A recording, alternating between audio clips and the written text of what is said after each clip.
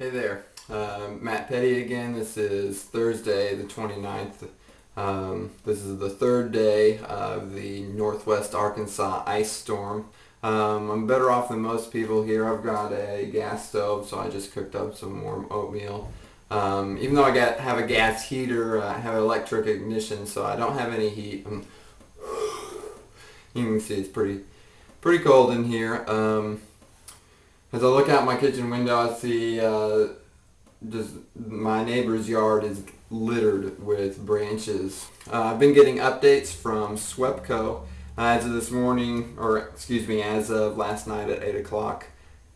The number of outages in Fayetteville is down to almost 23,000, and I know that they're working around the clock. I noticed that yesterday when I was walking around, the railroad in town was just littered. Later in the afternoon, we walked past again, and there was a crew and a train, and they were getting it all cleared up pretty quick, and I think they were done before it was dark for very long. I was worried about that because I'm concerned about the economic impact of the ice storm. For example, IGA, my closest grocery store, is closed. So is the Smoke and Barrel Tavern, or at least they were. They may be open again today.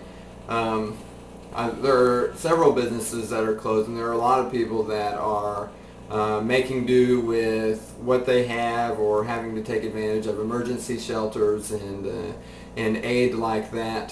So a lot of people really are being severely impacted by this, and there's going to be a significant social and economic impact, especially to our city budget. We're definitely going to have to use a portion of the reserves to take care of all the overtime for this disaster, and I hope that we hire some temporary workers.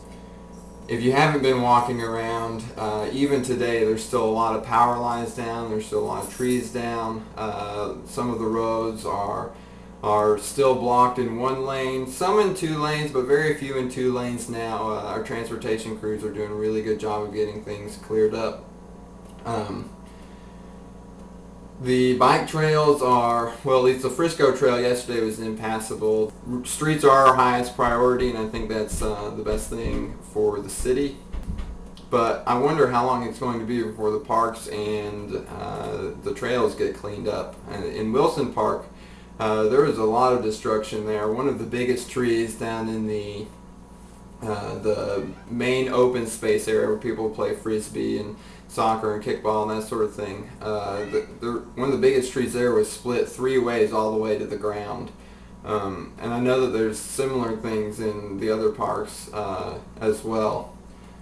One thing I've been thinking about, and something that a few other people have mentioned, is the way that we install our power lines. Places that have their power lines buried don't get as impacted by severe weather events like this. We should take steps to ensure that it is reliable and ensure that maintenance costs are low. The total cost of ownership of our electricity should be as low as possible.